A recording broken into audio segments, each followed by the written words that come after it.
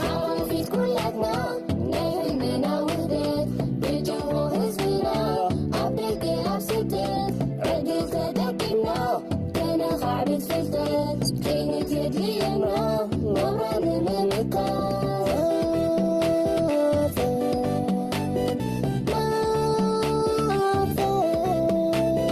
ما سنت بكيسة نغلو تعكوف كتسكن كتك كسانا نعلوف ما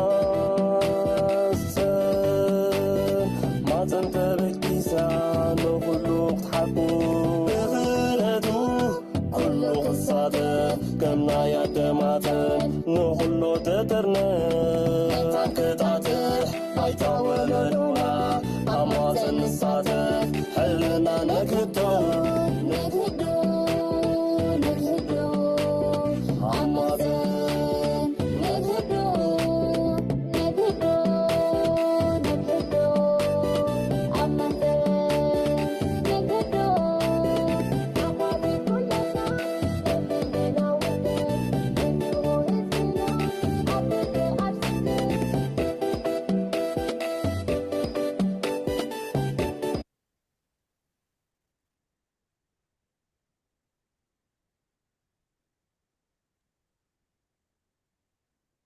سلام كلنا عارفينكم مدام حسن تكاتلو قرعة عزبتنا كم يالكم كم يكأنيهم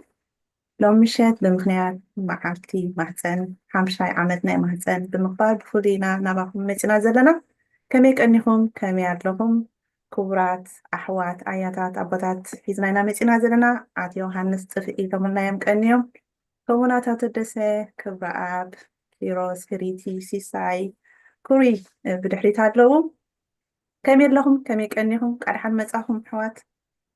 آتي يوهانس بقهم كجمري كم يلهم صبو سلام حفتي والي كقصل دويس بعلى خي خف تخف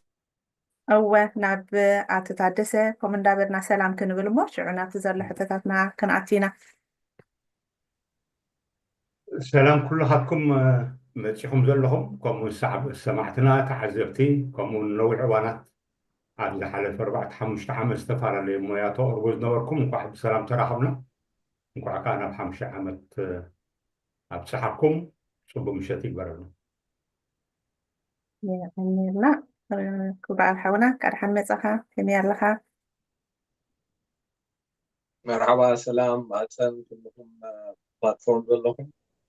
سلازم مزية مثلا أتبع زي يعني لا سيسي حفتي تبلي انت حلال لخي كوينكي نباخي كن نفتتنا متاونا يا سلام تمام شكرا كلكم أحوات تعذبتي محسن وقعنا زي معلتي يلتحنا ندبلكم سلام مشاركنا مستقعاني مني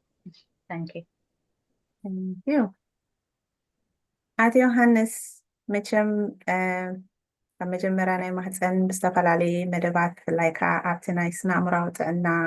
ናይ ሕብረተሰብና ናይ መንእሰያትና ናይ ደቂ ኣንስትዮ ናይ ቆልዑት ኮታስ ብዝተፈላለየ ርእስቲ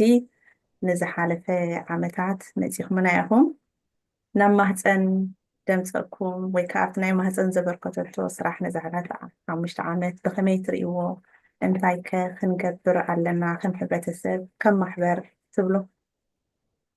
يغني اللي سلام بحقي لو ما معلت عابد أجاي نمنتاي 5 عامت سرع تمرت زهب نهزبنا بتعنو تمرتو سرعو محبراوي هيوتو سدرابيتاو هيوتو بحقي ما هتسأن حدا أبور كتو زقبري بزي قال عالم نحنا نبلكم إريتراويان نزقبر الكانو قرولو ويقبرولي نسخي زاقوالنا نزي أواهيتك خساب حجي مخاتكي بزي متأن أنا يمسكنك حجي أبتناي مهزأن كنعتو إذا مهزأن زقبر سرح موديل عالم لخاوي إريتراو خونا له أب دياسبورا زلو نمنتاي من إساي مزيو إساي آتيو حبريتا أبي كم زركب أي فلتني خاب زلو خو كتما جميركا أما هزأن زلو إريتراويان جن عدلينياتاتيو أما مانشستر مهلاو نتوم أبو تقمات أو مالتي ንኤርትራውያን ጥራሕ ዘይኮነ ኢትዮጵያውያን ምስ ካልኦት ማሕበራት እውን ከምዝናትና ድሕረ ባይታ ዘለዎ ረፊጂስ ወይ ስደተኛታት ትቕበል እያ ሕጂ እንታይ እየ ዝብል ኣነ እዚ 5 ዓመት ብሓቂ ክድፈኣሉን ክስራሓሉን ዘለዎ ንሕና እውን ኣነ ኣብ ካናዳ እየ ዘለኹ ብኣተዋ ንማህፀን እውን ብሰንኪኺ ተላልየዮ ንምንታይ ንስኺ በጠቕላላ ኣይኖት እዮም ቶም ክኢላታት ምሁራት ጥራሕ ዘይኮነ ሽማግሌታት መንእሰያት ንኩሉ ኣኪብኪ ነዚ ማህፀን ተገልግልዮ ዘለኺ ብዙሓት ሰባት ንዓይ ክድውሉለይ ኣብ ማህፀን ሰሚዕናዮ ብፍላይ ኣብ ዝሓለፈ 5 ዓመታት ኣብ እስራኤል ዘለዉ ስደተኛታት ገሊኦም እውን ኣጋጣሚ ብብዝሒ ንካናዳ ስለ ዝመፁ ዘለዉ ብግሩፕ 5 ይኹን ብካልእ ወይ ብመንግስቲ ቅድሚ ሕጂ ኮ ንፈልጠካ ኢና ኣቦ ዮሃንስ ኣቶ ዮሃንስ ይብሉኒ ብመን ብሎም ብማህፀን ስለዚ ነቶም ኣሕዋት ክሓድገሎም እዚኣ መዓልቲ እዚኣ ምኽባርና ዓበ ዓወት እዩ ናይ ኩሉ ኤርትራዊ እዩ ግን ነቲ ዝገብር ከዓ ንዝገበረልካ ግበረሉ ወይ ንገረሉ እንደ ዝብል እቲ ኩሉ ክሬዲት ናባኺ እዩ እዚኦም በዓል ኣቶ ታደሰ ኹን ዶክተር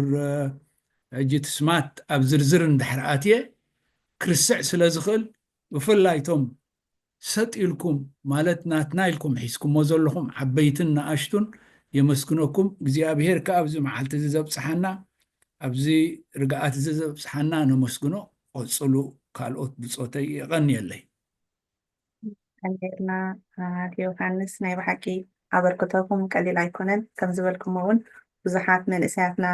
ኣብ ዝሓቱና ናባኹም ኢና ሳይንት ወስድ ንገብሮ ከምኡ እውን ትምህርቲ ሂብና ኢና ብናፃ እውን ትልኩም ይኹን ብዙሓት መንእሰያትና እሞ ብጣዕሚ ኢና ነመስግነኩም ኣቶ ታደሰ ዓንዲ ሕቆ ዓንዲ ኩርናዕ ናይ ማህፀን ደኺመ ካይበልኩም ሓንቲ መዓልቲ ካይበልኩም ንዓና ብዙሓት መንእሰያትና ኣብነታዊ ዝኮንኩም ኣያና ኣቦና ሓውና ብብዙሕ ነገር ትምህራ እስከ ናባኹም ኣቶ ታደሰ የቐኒለይ መጀመርያ እቲ ምስጋና ንዓኺ ከምዚ ኣቶ ዮሃንስ ዝበልዎ ንዝኾነ ሓደ ጠርናፍ ወይ መራሕ የድልየ ስለዚ ነቲ ትካል ንነዊሕ እዋናት እንዳተኸታተልኪ ሒዝክዮ ስለ ዘለኺ ምስጋና ግባኣክ ማለት እዩ ካልእ እቲ ማፃፃናተይ ትፈልጡ ኢኺ ኣብ ማህፀን ማለት እዩ ቅድም ኣብ ካሊእ እየ ነይረ ኣብዚ ናይ ስመርፓቶክ ዝበሃል ነይሩ ብዙሕ ሰብ ዝእከበሉ ኣብኡ ዝተፈላለየ መደባት ኣቕርብ ነይረ ማለት ኩሉ ሰዓቲ ግጥምታት ዶ ማሰታት ኮታዝ ናይ ሃገርና ሕጊ እንዳባታት ኩሉ ንስታት እንዳረኸብኩት መፅሓፍቲ ኣቕርብ ነይረ ኣጋጣሚ እውን ኣብኡ ምስ መፃኺ ትዝክርያ ክታሕለት ሕቶ ሓቲትክና እንታይ ዓይነት ሕቶ ደኣሉ ኢልና ከማን ሽዑ እምበር ፅቡቅ ኢልና ምስ መለስና ግን መልሲ ሃብና ኢልና ሽዑ ተሳቲፍክ ብሽዑ ኢና ንፋለጥ ማለት እዩ ሽዑ ብድሕሪኡ ኣብ ማህፀን ምስ መፃኹ ከምቲ ዝረኣኽዎ እቲ ኣብ ማህፀን ዝቐርብ ሓደ ከም ሰብ ክሪኦ ከለኹ ምስ ብዙሓት ክኢላታት መንእስያት ዝተፈላለየ ሞያ ዘለዎም ኣብ ዝተፈላለየ ሃገራት ኮይኖም ብነፃ ንሕብረተሰቦም ዘገልግሉ መንእስያት ደቀይ ክሪኦ ከለኹ ብጣዕሚ ዓጊበ ማለት እዩ ካብኡ ንሱ ዝያዳ ስለ ዝስሕበኒ ዝማረኸኒ እየ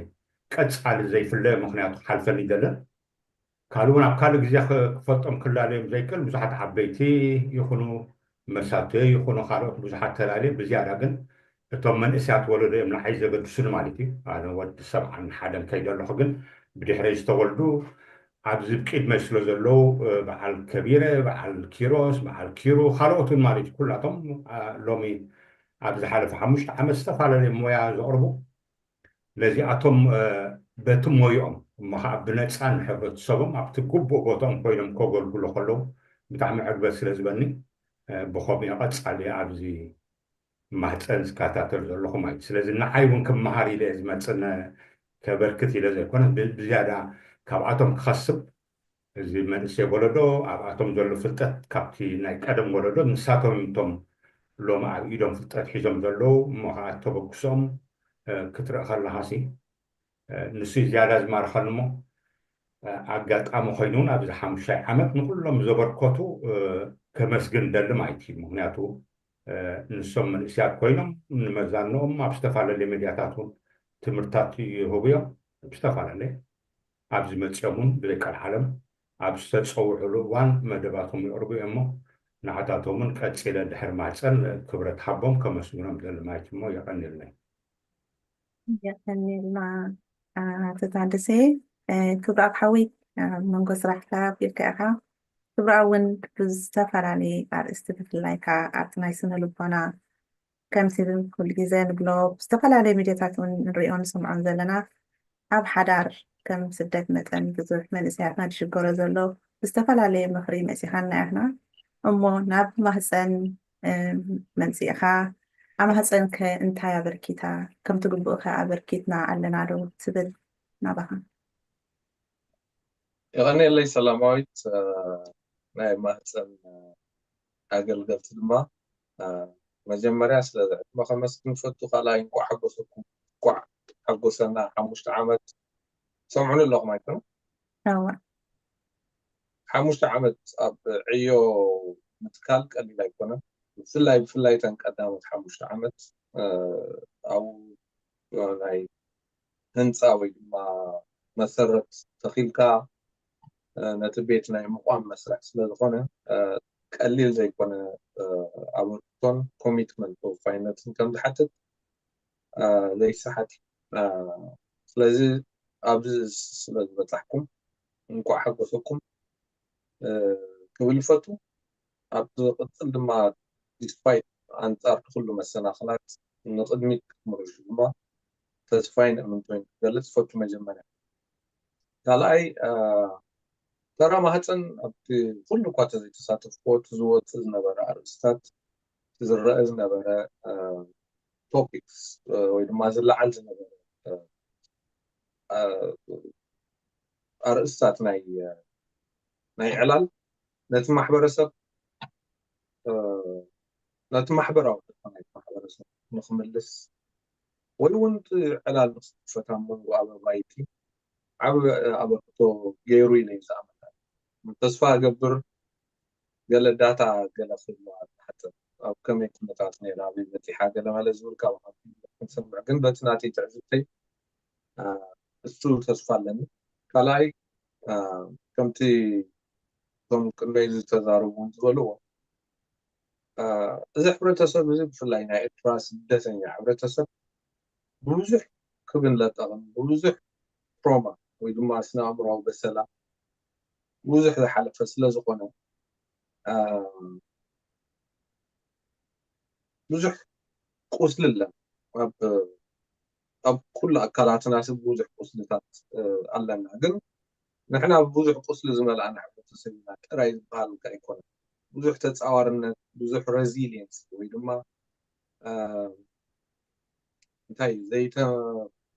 تتصعدنا يوم زبو قال يوم جن I don't know بإنجليز تخكلني ناي تغني أقل أي رخب كلان جن وديقنا نايمت الساعة عام قال حدا خبتي نايتي بسلا ويدمان محبرة وبسلا زفوس مسرح بما كم حورة تسب يمين كتبها رئيستات تتسنى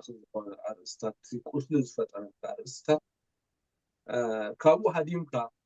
أب رئيسها خم سجن أب حصة قبيركا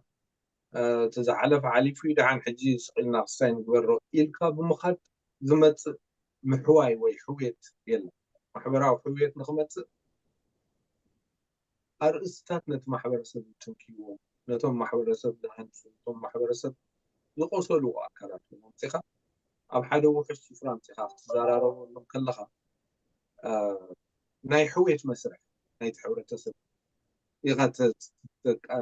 تكالات فم ويدو ما تخف أبقى قاليو كبير أرس فون غالي أبقى قاليو نيش تقلل كمسل غالي قن كوفي حورة سب قطنا وحنسا مهين كبهال كجمر كله نحويتو يغت تكالات فم لغمو تزا حلف مدرا وإذا حلفنا يو ناي سدست قال ملا السو أبوتو خلو نتروما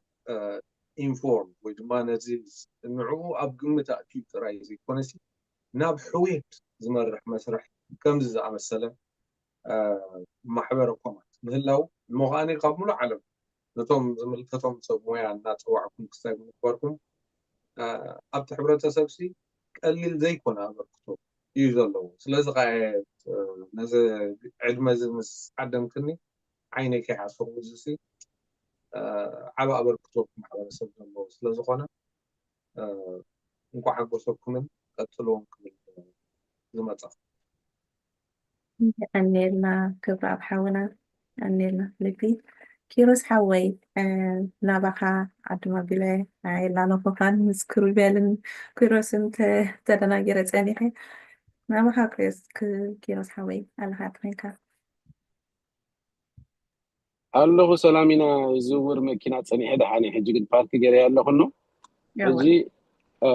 ሕጂ ንግር ምሰበር ክንስ ኢለ ዝሓናትኮ ንዓይ ግጥሚ ስለ ዝሰልጠኒ እቲ ሓሳበይ ብግጥሚ ድሓን ከም ብበልኩም እቲ ሓሳብ ኣውሎ ሕጂ ማህፀን ድሮ ኣኺሉ 5 ዓመታ ማዕኽን ፍልጠት ሰፊሕ ጠመታ ነዊሕ ጉዕዞ ክብፃሕ ትራይ ማህታ ደጓሒ ንብሩህ መጻይ ብሶላ ሸኺላ ኣብ መስመራ ፀኒዓ በብእብረክ ትቐርፍ ናይ ህዝባ ወፅዓ ማህፀን ፀዋር ክርሳ ከምተን ኣዴታታ ሕቑፋ ዝበሩ ማሕዘላ ቅናታ ምፅዋር ምክኣል መለለይ ሕላገታ ፅላል ዳዕሮያ ባህሊ ዝሰረታ ስለዚ ዝኣክለኩም እዩ ዋው ቴንክ ዩ ኩሉ ገሊፅካዮ ብሓንቲ ግጥሚ ናይ ብሓቂ ቴንክ ዩ ክሮስ ሓውን ዋው ሲሱ ከመይ ኣለኺ ኣለኹ ዶ ኣለኹ ሰላም ሓፍተይ ከመይ ኣምስኹም ከም ብሓድሽ ንዓይ ማህፀን ክብል ከለኹ እቲ ኣብቲ ዓውዲ ስራሕ ስደተኛታት ንምሕጋዝ እስቲል ስለ ዘለኽዎ መዓልታዊ ድውዕሎ ነገር እዩ እንታ ምስ ማህፀንካ ንዓይ ንምንታይ እቲ ሕብረተሰብና ብቋንቁን በቲ ዝርድኦ ገርካ ነቶም ኣፍልጦ ዘለዎም ተመክሮ ዘለዎም ሒዝካ ብኸመይ ጌርካ ነቲ ኣገዳሲ ዝኾነ ሓበሬታታት ነቲ ኣብ ስደት ዘሎ ሕብረተሰብና ንህበሉ መንገዲ እሱ ከዓ ኮቪድ መፅኡ ሓጊዝና ንበል ማለት እዚ ኮቪድ እኳ እቲ ዕፅዋን ክባን ዝነበረሉ እዋን እኳ ነይሩ ግን ማህፀን ንክትፍጠር ንክትውለድ ገርዎ ንበል ሓደ ፅቡቅ ነገር ካብቲ ናይ ኮቪድ ዘምፃልና ነገር ማለት እዩ ኣብኡ ከለና ግን ንዓይ ብዙሕ ሰብ ዘፋልጠትኒ ማሕበርያ ብዙሕ ኣምህሮ ትግርኛ ይድዕረፍሉ ክብል ንዓይ ንነብሰይ ማለት እዩ ካልእ ከዓ ውዕል ማለት እዚ ላዕልን ታሕትን ብዙሕ ነይርዎ እዩ ማህፀን ብእግራ ጠጠው ንክትብል 5 ዓመት መምሃሪናን ታተመ ኣቢልና እዩ ነይሩ ብሕጂ ብዙሕ ክንገብሮ ንደልዮን ብዙሕ ክንገብር ንኽእል ነገራት ኣሎ ደድልየና ግን ከዓ 5 ዓመት መፃፍፊ ኮይኑና ከመይ ገርና ነቲ ነዴታት ንቆልዑ ንዓበይቲ ዴታት ዕድመ ዘርከባ ማለት እዩ ነዞም ሓደሽቲ መንእሰያት ስደት ዝመፁ ዘለው ብኸመይ ገርና ንዕኦም ኣብ ስደት ዘለዎ ዓለም ባህሎም ሃይማኖቶም ክብረቶም ናይ ነብሶም ዲግኒቲ ሒዞም ዝኸድሉ መንገዲ ንገብረሉ እዚ 5 ዓመት ብሕጂ ክንገብሮ ሂብና ዕድል ክብል ስለዝኾነ ብዙሕ ከቢድ እዋን ነይሩ ቀሊል ዘይነበረ ነገራት ነይሩ ግን ከዓ ብዙሓት ብተወፋይነት ኣብ ማህፀን ተሳቲፎም ግዜኦም ድኻሞም ገንዘቦም ንድሕሪት ከይበሉ ድሓገዙ ስለ ዘለው ንዖም እንዳረኣና ንሕና ከዓ ንኸይነዋድቆ ኣነ ብነፍሰይ ንኸይዋድቆ ንኸይገድፎ ዘተባብዓኒ ማሕበርያ እሞ ብሕጂ 20 ዓመት 30 ዓመት 40 ዓመት ክንኽብርን ኢና ግን ከዓ ኣምላኽ ይመስገን ኣብዚ በፂሕና ኣለና ካብዚ ተላዒልና እቲ ታተ ድበልናሉ ሕጂ ጠጠው ኢልና ብእግርና ከዓ ፎኩስ ገርና ከመይ ገርና እቲ ብድሆታት ዝመፀና ክመፅእ እንጂ ብሕጂ ግን ከዓ ጠጠው ደብለና እዩ ዓንዲ ሰሪሕና ኣለና ሕጂ ገዛ ክንሰርሕ ኢና ያለለይ ሰላመይ ቴንክ ዩ ናይ ባሕቂ ቴንክ ዩ ሳይ ሓፍተይ ፈሪት ሓፍተይ ኣለኽን ትኾንኪ ናባኺ ብድሕሪኡ ናብ ክሪበ ፈሪት ኣለኸ ዶ يمكن تنبعت زي كروبيا الحوي تبلو نجار اندحر لك خينو نابها هناك احتنا أن متانا يغني لي سلام حفتي كمي وعدكم دحان وعدكم نقعنا بخمسة عامت ناي مهتن كبر بعض أبصحكم I hope دما نقصالون بعوض كم تقصلوا تصفى بمقبار إذا مهتن كيروس حاولنا بقتمي ولا أنت قلت أنا خانت سيناريو كيف مهتن تان بلاسي كاب كاستفلا لي عينت كاب بو كاب دم قاهون كاب نابو زرئن ሓደ ፍጥረት ዝፍጠረሉ እዩ ማህፀን ዝቕመጠሉ መጀመርያ ሂወት ትበቕለሉ እንድዩ እዛ ማሕበርኩም ማህፀን ከዓ ዝተፈላለየ ኣተሓሳስባ ካብ ዝተፈላለዩ ሰባት መፂኡ ሓድሽ ሂወት ሓድሽ ኣተሓሳስባ ዝበቕለላ ኮይና ረኺበያ ኣለኹ ብዙሓት ዓበይቲ ሰባት ኣለዉ ኣብዚ ግሩፕ እዚ ዓበይቲ ሓሳባት እውን ይለዓሉ እዮም ከምኡውን ንሕና ኩልና በዝሓለፍናዮ ናይ ሂወት ተመክሮ ነናትና ሒዝና መፂና ሓድሽ ሂወት ሓድሽ ኣተሓሳስባ ዝውለደሉ ገዛ እዩ በዚ ሕጂ ዘሎ ኣብዚ ሶሻል ሚድያ ናይ ዘሎ ኣሉታዊ ዝኾነ ፅልዋታት ክሰዓር ዝኽእል ከምዚ ከም ማህፀን ዝዓይነቶም ምትእኽኻባት ኣብ ዝበዝሕሉ እዋን ስለ ዝኾነ ብምክብባር ዝግበር ዘሎ ሓድሽ ዓይነት ኣተሓሳስባ ክሳብ ሕጂ ዝሓለፍናዮን ወይ ድማ ንሽገረሉ ዘለና ነገራትን ኣብ ምፍታሕ ዓብዪ ተራ ይፃወት ኢለ ይሓስብ ሰላም ሓፍተይን ብፆትክን ከዓ እንኳዕ ብሰላም ናብዚ 50 ዓመትኩም ኣብፃሓኩም ንዓና እውን ኣብፃሓና ሽሕኳ ሓፂር ግዜ እንተኾነ ንዓይ እውን ዳርጋ ማህፀን እያ ነይራ መጀመርያ ብሶሻል ሚድያ መላለይ ዋላ ሓፂር ግዜ እንተኾነ እታ ማህፀን ብኸመይ ዝገልፃ እንግዲህ ኣብ ቀረባ እዋን ድማ እቲ ፍርያታ ዝረኣየሉ ውፅኢታ ብዙሕ ሓደሽቲ ቆልዑ ሓደሽቲ ተሓሳስባ ማለት እዩ በቲ ካብቲ ማህፀን ዝወፅእ ዝኾነሉ ክኸውን ተስፋ ገብር የቐኒየለይ يغنيلنا كروبيا الحوي آت يوحنس كمان أدي لما لود هاي نقول لهنا اللهم دو بزح جزء مثل ناي محوركم كنلقل كلنا بستقل عليه نجار حبرة سمنا كردو يخيليو مهتن متكلات رأينا اللوا إذا علماء رأين مهتن كتجبرو يخيل دو إلكم تأمنوا ብሓቂ ትኽእል እያ 5 ዓመት ቀሊል ነገር ኣይኮነን ወዲ ሰብ ብሓንሳብ ንክሰርሕ መጀመርያ ምክብባር የድልዮ ክብባር ብዙሕ እዩ ጓል ኣንስተይቲ ኢኺ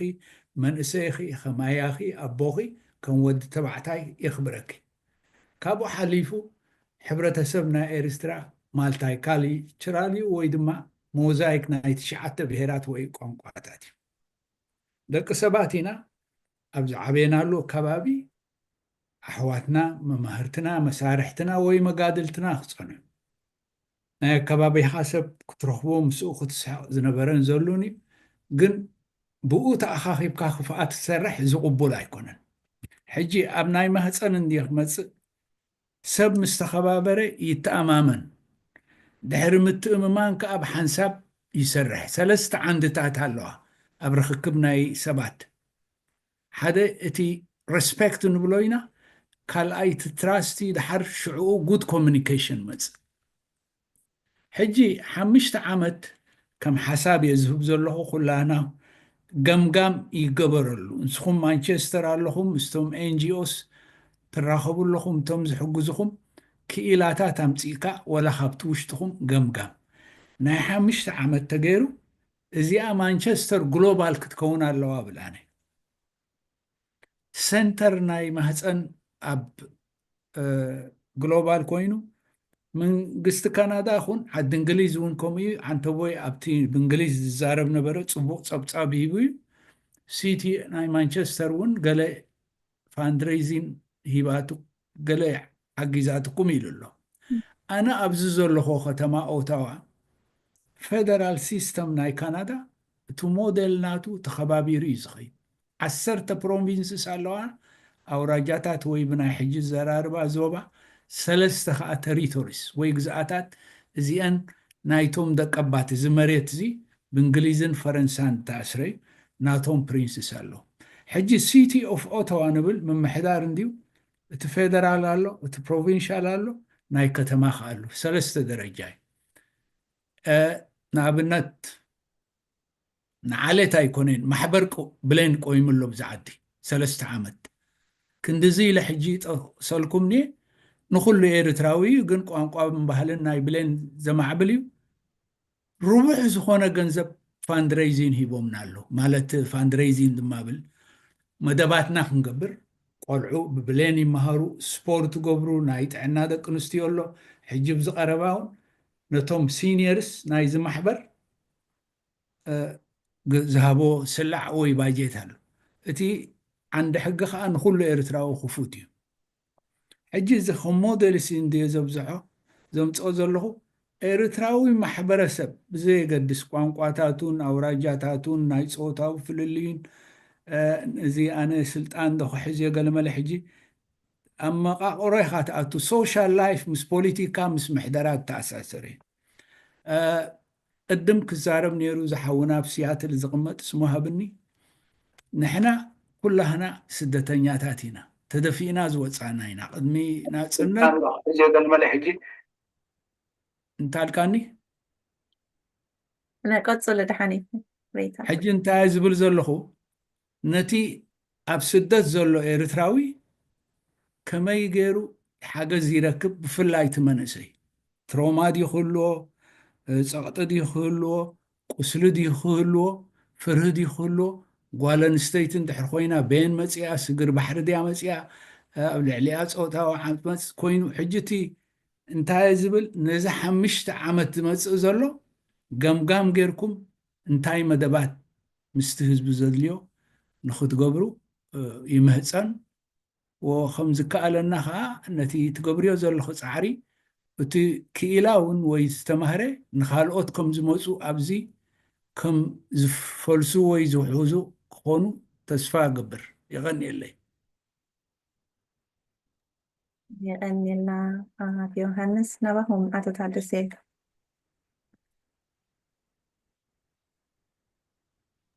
መረይ ኣደለ ኣነውን መጀመርያ እቲ ኣብዚ 5 ዓመት ዝተኻየደ ብዙሕ መደባት ኣሎ ኣብ ኩሉ መቸም ተሰኒዱሎ እቲ ናይ ምህፀን ሕጂ ኩሉ ሰብ ይሪኦ ዶ እንተይልካ ዳርጋ ኣይሪኦን እዩ ሕጂ እንታይ ይብል ኣነ ምእንቲ ብዝያዳ እቲ ዝሓለፈ ፍልጠታት ኩሉ ሞያውያን ዞም ኣብኡ ዘለዉ ይኹን ካልኦት ዘቕረብዎ ዘይሃስስ ፍልጠት እዩ ንሱ ከም መደብ ጌርካ እንተዝርጋሕ በብግዚኡ ማለት እዩ ምክንያቱ ጋሻ ገለ ዋላ ኣብዚ ዕድመሉ እዋን ኣብ ካልእ ግዜ ከም ፍሉይ ሎሚ ከምዚ ቪድዮ ዘርጊሕካ ምዝርግሑ ሽዑት ሰብ ብፍላይ ዝሓድሽ ወለዶ መንእሰይቶም ድሓሩ ዝመፁ ክላለይዎ ይኽእሉ እዮም ነዚ ኩሉ ማለት እዩ ምክንያቱ ኮታ ዘይበሃል ፍልጠት እዩ ዘሎ ሕጂ ሰኣን ንሱ ምፍላጥ ከዓ እቲ ህዝብና ሓዲስ ዝመፅእ ትሪኦ ኣለኺ ኣብ ካልእ ክስታ እዩ ዘሎ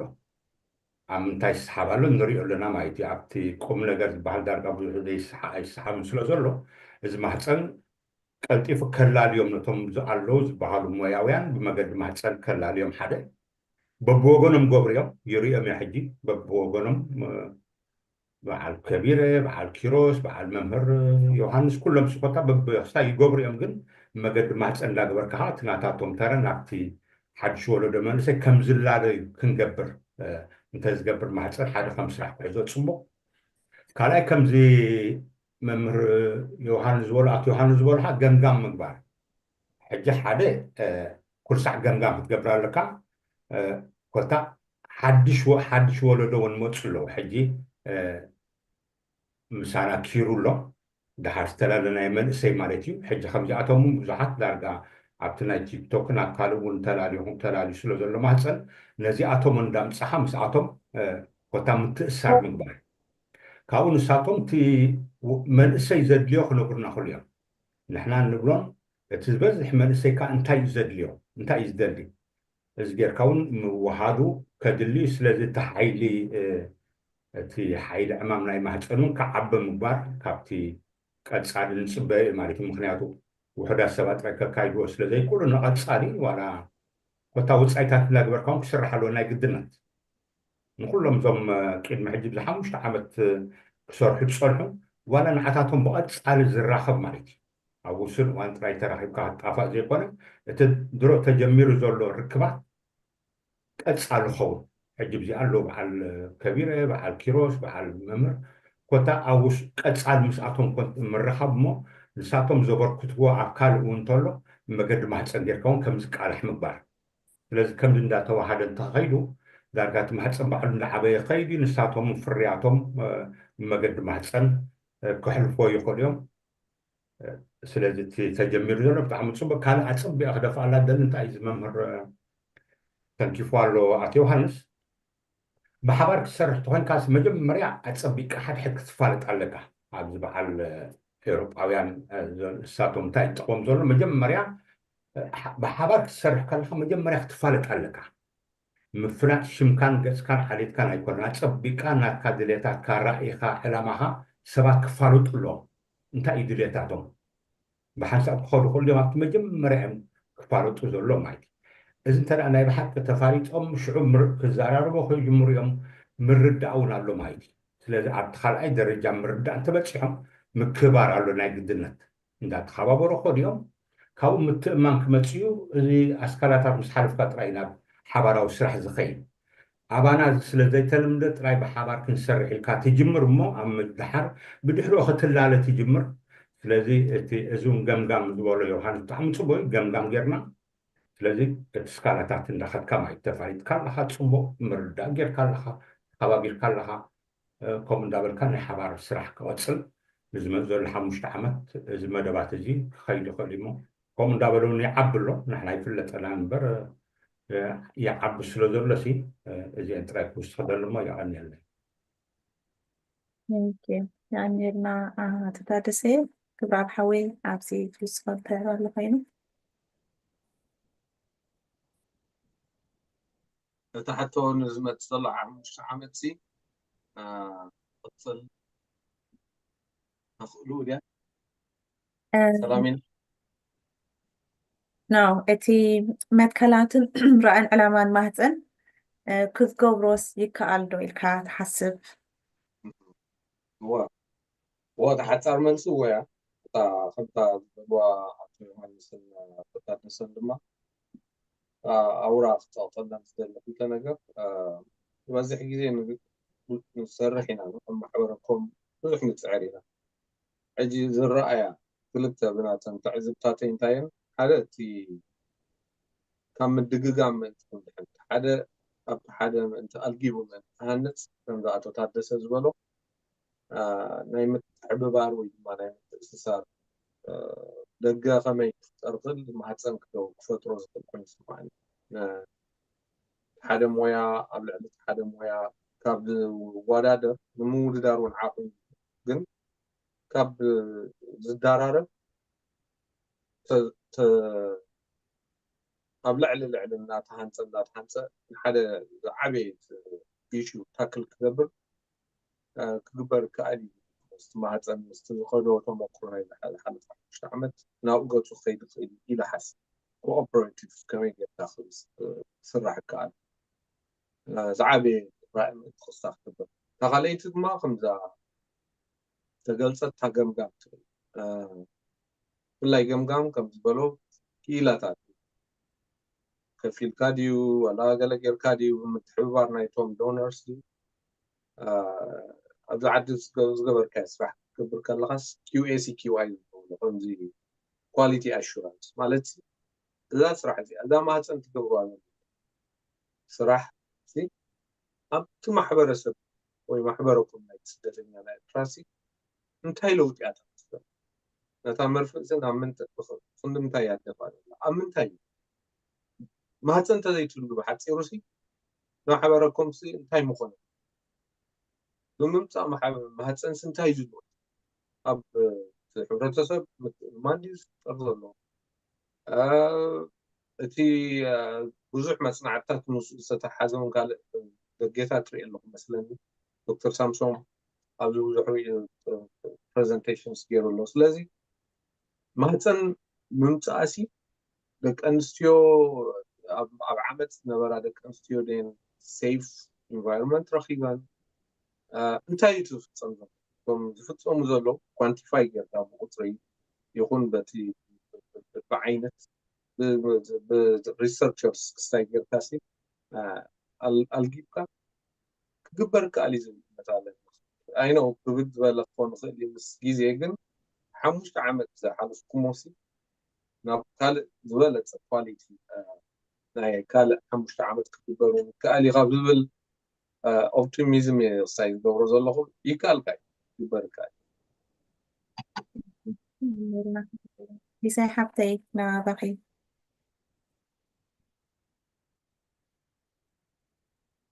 ኣለኽዶ ሲሱ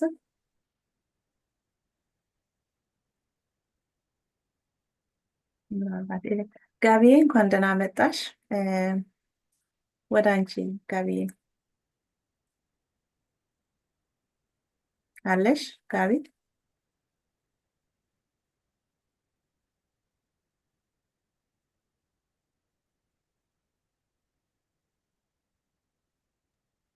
ሶሪ ሰላሜ መፅእ ኣለኹ ጋቢታሽን ተደላ እሺ ዓረክ ናባኺ ጋቢ ሲሳይ ሓብተይ ዘመኻትና ኩሎም ያ ስማዕ ኣለኹ ኩሎም ኢሎም እዮም ኦፍ ኮርስ ከም ትቅድም ዝበልክዎ ከይድገም መንበሪ 5 ዓመት ከም ቀሊል ሶሪ 5 ዓመት ቀሊል ኣይነበረን እንዲ ግን ከዓ እቲ ጠጠው ደብለናን ንቅድሚት ክንከይድ ዝገበረና ሰው ብሕጂ እዚ ዝመፅ ዘላ 5 ዓመት ትሕተሱ ተኮይኑስ እንታይ ክንገብር ከመይ ክንገብር ኣብ ንብለሉ ከይኮነስ ኦልሬዲ ስራሕና ፃፊፍናስ ኣበይ ኣበይ ኣሎ ፎክስ ንገብረሉ ስራሓት ኦልሬዲ ዝረኣናዮ ኮይኑ ተሰሚዕኒ ይስማዓኒ ኣሎ ኣነ ማለት እየ ኣበይ ፎክስ ዘሎ ኣብ ደቂ ኣንስትዮ ድዩ ምስ ደቀን ቢካዝ ሃፒ ሕጉስ ዝኾነ ታደ ሕጉስ ዝኾነ ስድራ ተኮይኑስ ቶም ደቅና ከዓ ሕጉሳት ይኮኑ ካብ ድበሃሎ እቶም ኣሕዋትና ከዓ ብሕጂ ዝኣቱ ዘለው ስደተኛታት ከዓ መናእሰያት ከዓ እሳቶምም ስደቶም ተፃዊሮም ንዕኦም ዝኾኖም ነገር ትምህርቲ ድዩ መመባብሮ ድዩ ወረቐቶም ድዩ ክትዕረየሎም እሞ ብከመይ ገሮም እሳቶም ሕጉሳት ኮይኖም ነፍቲ ናይ ሓዳር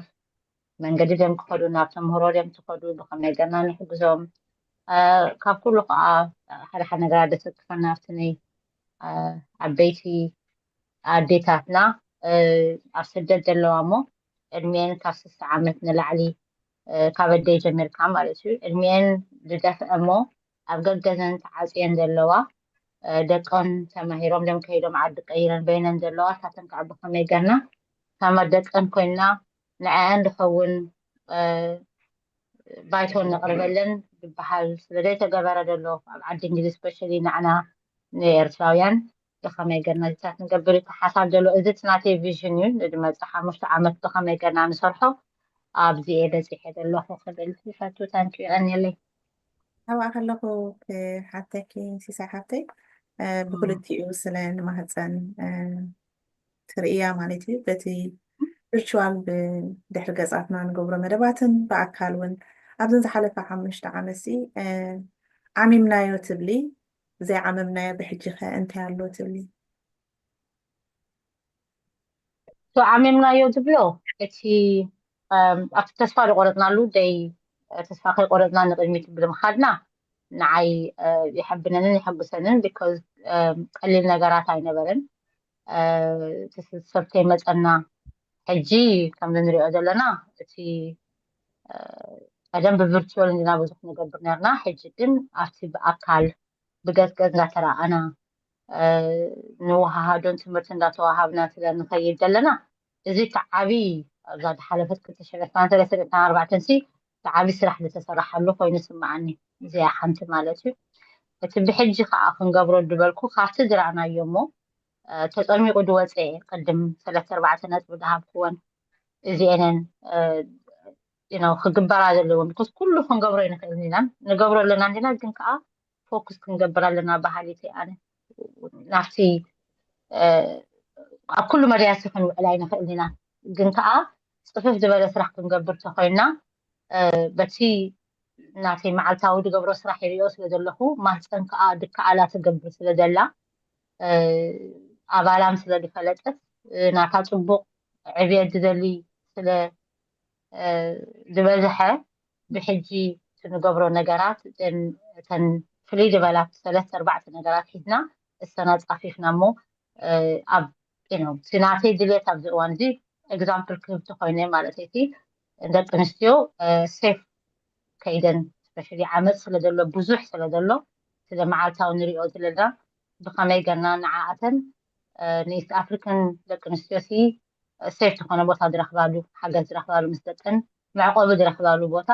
ንክንገብር እዚ እቲ ናተይ ድልየት ንመፃኢ 5 ዓመት ክንሰርሓሉ ዘለና ኦልሬዲ ዘረባታት ዕላል ስለተጀመረ ብኸመይ ገና ንገብሮ ንዕዩ እቲ ሓሳባትና ክንእክብ ኣለና ድብሎ ኣነ ጊዜያቴ ጋቢዬ ካለሽ ወደ አንቺ እንኳን ደህና መጣሽ።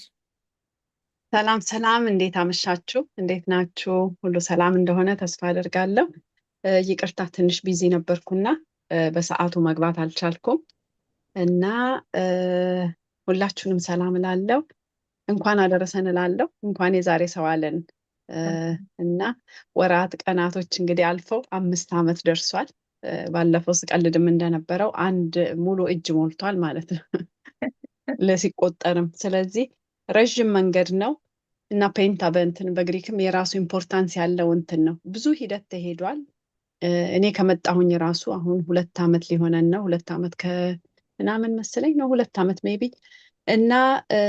ገና ብዙም ይሰራለን ብዙ የቤት ስራዎች አለን። እኔና ሰላም ስንገናኝ ሁልጊዜም አይ ቲንክ ወደ 80% የምናወራው ስለ ማህፀን ነው። ድንገት ከተረፈን ያቺ 20 እንዴት ነው ልጅሽ ምን እያደረግሽ ነው እንዴት ነው ሂደቱ ከዛ ውጭ እንዴት ነው ሁልጊዜም ነው ስለ ማህፀን የምናወራው ፓሽኔት ሆነን በደስታ ዴዲኬት ሆነን። ይሄ እርግጠኛ የሰላም ፍቅር ላይ ስላለሽ ለዚህ ፕሮጀክት ለዚህ ቻሪቲ ባይ ኤኒ ሚንስ እንዴት ነው ከዛ ማምለጥ የማይቻልበት ነው በደስታ ማለት ነው እና ከዛም አንጻር ዌል ዲዘርቭድ ነው። ኦፍ ኮርስ የተለያዩ ውድ የሆኑ ደግሞ ሰፖርተሮች አሉ እንደ አቶ ታደሰ ከርቀት አከታትለው በየጊዜው እየተገኙ እንደ ሲሳይ በቅርበትም እንዳለችን ሌሎችም ብዙ አሉ። የኔ ትግርኛ በደንብ ያለ ማውራት እውነቱ እኔ ትግርኛ አላወራም ነው እንዴት ነው ኤፌክት የሚሰራ እንዴት ነው የሚፈጥር 1-2 ቃላት ነው የማውቀው እና እነሱ ግን አሁን በደንብ እንደማወራ ያስመስሉኛል ግን አላወራም እና ከዛ አንጻር ከዛ ውጭ ግን በጣም ትላልቅ ነገሮች ስቴፖች እየተራመድን ነው ለማለት መድረሴም በጣም እንዴት ነው አይ ፊል ቬሪ ሃፒ ቱ ቢ ፓርት ኦፍ ኢት እና ገና ብዙም ይሰራለን በጣም ብዙ ተሰርቷል እና ይሄን ነው የምለው። በጣም አመሰግናለሁ። መልካም ምሽት ይሁንልን ለሁላችንም እላለሁ። በሁናችሁ ለምትመጡ አደራ ገና እንምጣ ለምትሉት ደግሞ በጣም ትላልቅ ነገር ነው የሚያመጣችሁ። ስለዚህ እንዳትቀርቡ እላለሁ። ሰላም ምሽት ይሁንላችሁ። እናመሰግናለን። አሜን። እሺ እግዚአብሔር ይስጥሽ። ጥሩ ሀሳብ ነው ያስመጣሽ። እግዚአብሔር ይስጥልን። አሜን አሜን። እኔ በትግርኛ ልተርጉምልሽ እንዴ? ታዲያ አማርኛውን ስለምችለው የማይሰማ ካለ በትግርኛ ልተርጉመው። ትንሽ ሰላም ፍቅር ምናምን ያልሻት ነገር መፈክር ትመስላለች እንጂ አይደለም ከልብ ነው። የሚገርም ስፒከር ለዛም ነው የመጣ ነው። ለዛም ነው የመጣ ነው። በጣም ደስ ብሎኛል አንቺም ስለመጣሽ እንዲሳይ እኔ ምክንያቱም ሁላችንም ወንድማማቾች እህታማቾች ነን። ምንም ልዩነት የለንም። ሁላችንም እንደ ሰው እንደ ህብረተሰብ ደግሞ ከዛ ከምስራቅ አፍሪካ የመጣን ሰዎች ብዙ ተቸግረናል እዚህ በመለያየታችን በመራራቃችን እንጂ መለያየት እንኳን አይባልም ግን በመራራቃችን ብዙ መመካከር የሚገባን ስንት ደስታዎች ስንት ፍቅሮች እያመለጡን ነው። ግን ለሶሻል ሚዲያ ዘመን ውሎ ይገባና ይሄው ፊታችን እንኳን የማንተያይ ሰዎች በአስተሳሰብ መመሳሰል ተቀራርበን እንዲማውራት መቻላችን ራሱ በጣም የሚያስደስት ነገር ነው። ለማህፀን ደግሞ ምስጋናችንን እናቀርባለን ለሰላም። ትክክል እውነት ነው። ሰላም ተራይ ከሆነ ደግሞ ልናገር እንግዲህ ትግርኛውን ቻዩ አብዛኛው ትግርኛ የሚሰማ ስለሆነ ወደ ትግርኛው ሸገራለሁ። ኖ ምንም ችግር የለም። ሁሌም ነው እንደዚህ። ስለዚህ እንዴት ነው እኔ ነኝ መማር ያለብኝ። አይ ችግር የለውም እናስተምርሻለን። ችግር የለም። ማህፀን እንዲያውም አንድ ሰላም እንደንትን አስቢበትና አንድ የቋንቋ ትግርኛና አማርኛ ማስተማሪያ ብለሽ አንድ የሆነች ሴክሽን እስኪ ክፈች እዛው ትንሽ እዛው ሚዲያሽ ኦፊስ ላይ በጥግ በኩል አማርኛና ትግርኛ መማማሪያ ክፍል ብለሽ አንድ ክፈቺ አለን። እኛ እናስተምራለን እንመጣለን። በአንድ አፍ ይሁንልን። እሺ ሰላም አመሰግናለሁ። ሃብተይ ብጣዕሚ ጽቡቅ እዩ ብጣዕሚ ደስ ዝብል ነገር እዩ። ሓንቲ ነገር ክዛረብ ኣብዚ ኣደለየ ዘለኹ ኣብዛ ዝሓተትኪያ ሕቶ እዛ መጀመርያ ፍቓድ እዩ ኣነ ተረኛ ደ ዋላ ናባያ ገሚት ኣለኹ ድሕሪ ሲሳይ ኣንተ ወይ ነይረ እሞ እጁን ከማይ ትኾን ኢለ ብዝኾነ እዚ ምትእኽኻባት ናትና ወይ ድማ ከም ሕብረተሰብ ዋላ እንተሪእናዮስ ብዙሕ ግዜ እቲ ዕላሙ ውሸቱ እንታይ እዩ ኢንፋይናይት ድዩ ፋይናይት ድዩ ንሓፂር እዋን ዘተለመ ድዩ ንነዊሕ እዋን ተተሊሙ ኣይ ቲንክ ዝቕፅል እዩ ዝመስል 5 ዓመት ብሓንሳብ ምቕፃል ቀሊል ነገር ኣይኮነን። ብዙሓት ማሕበራት ገና ዓመት ከይፀንሑ እዮም ዝፈርሱ። ክስቶ በሊዕዎ በዓል ክስቶ በሊዖሞ ገንዘብ በዓል ክስቶ በሊዖሞ እንዳተባሃለ እዚ ክስታይ ዝግበር ግን እዚ 5 ዓመት ድማ ይሪኦ ኣለኹ እቲ ትሬንድ ባዕሉ እቶም ዝመፁ ሰባት እቲ ዝዕለለ ኣርስቲ ንነዊሕ ግዜ ዘፅንሕ እዩ ዝመስል። ከም ምኽሪ ግን ክልግስ እንተኮይኖም ንኣሽትዮም ኢሎምና ነይሮም ኣቦይታ ደሰ ንኣሽቱ ይኮና እንዳሓን ሽበት ኣሎ በዚ ጨጉሪ ዳ ምስክር ዓበይቲ ኢና ኤኒዌይስ እታ ቲም ወይ ድማ ብግሩፖ ወይ ድማ ብሕብረት ክስራሕ ከሎ ዝፈርስ ንምንታይ እዩ ብዙሕ ግዜ ዘይሰልጥ ኣሎ እቶም ቲም ፌለር ዝገብሩ ምክንያታት እቲ ቀንዲ ዋና ድማ ትረስት እዩ። ትረስት ምትእምማን ዘይምህላው ከምቲ ዝበልዎ ትረስት ድማ ኦነስቲ የድልዮ ኦነስቲ ቅንዕና እዩ ዝበልካዮን ትገብሮን ሓደ ክኸውን ከሎ ማለት እንድዩ ቅንዕና ከዓ ካብ ነፍሲ ዝጅምር እጂ ቶም ትመርሑና ሰባት ወይ ነዚያ ግሩፕ ኦፍ ትመርሑ ሰባት ቅንዕና ሃልይኩም ነቲ ማሕበር ናብ ዘይተወሰነ ግዜ ዝቕፅለሉ ማለት እዩ ንነዊሕ እዋን ዘጠመተ ኣብቲ ንደልዮ ክመሓየሽ ኢልና ናሓስቦ ሕብረተሰብ ድዩ ወይ እዚ ኣብዚ ሃገር ድዩ ናይ ሃገር ሰባት ድዮም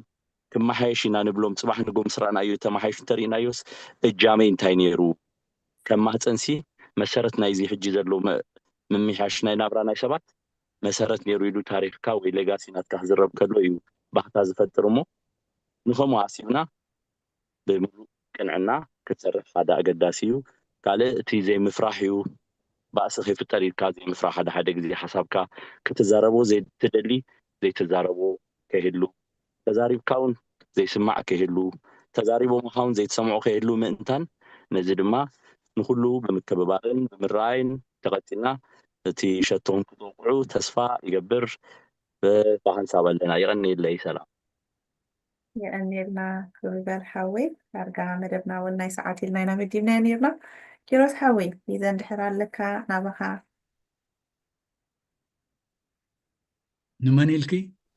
ኪሮስ ዮሃንስ ኣነ እኳ በቃ ምሳሎ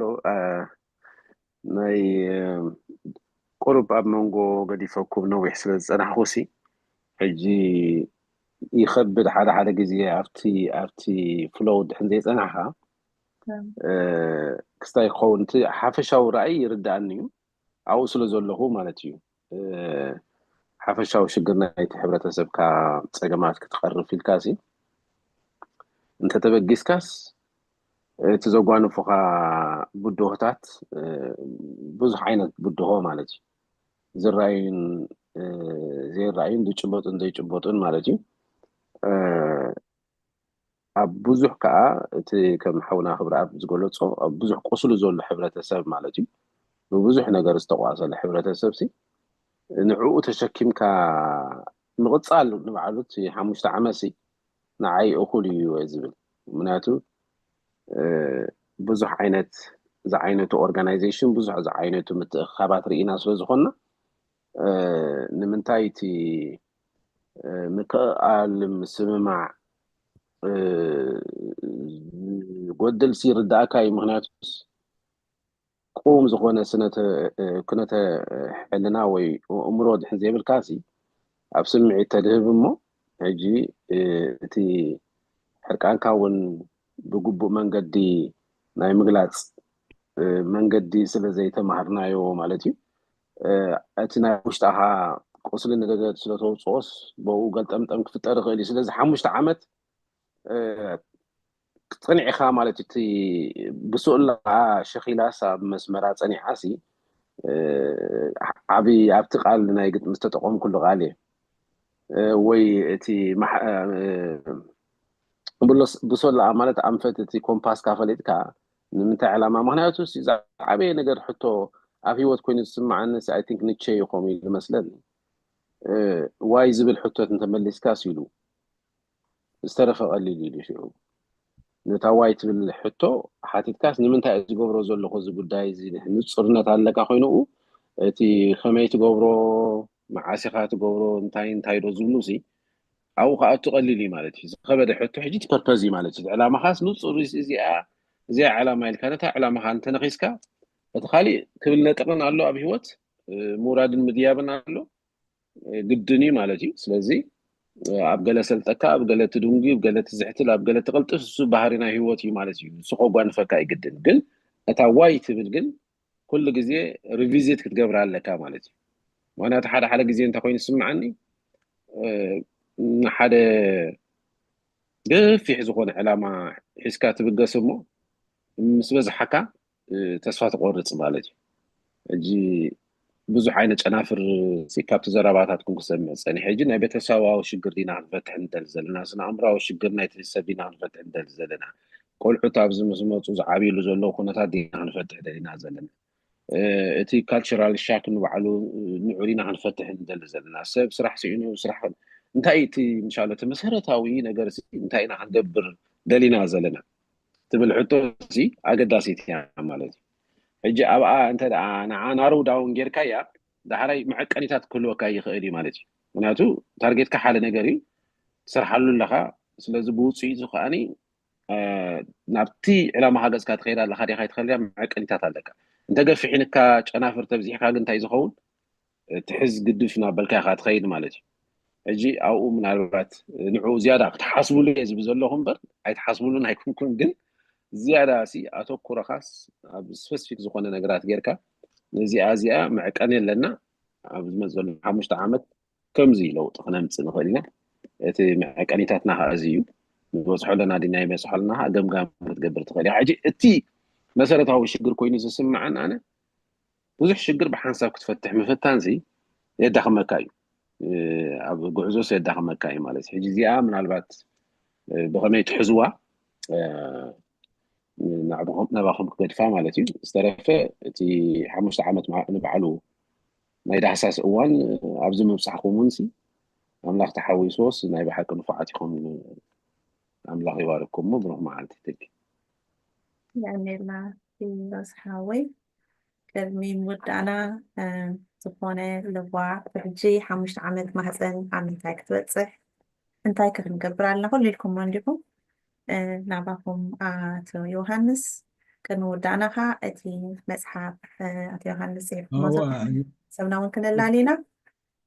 ኣዘኪርክነኾ ኩሉ ዝበልዎ ፅቡቅ እንድዩ እንካን ሃባን ክትብል ከለኻ ብምክብባር ኣብ ነጥቢኻ ትበፅሕ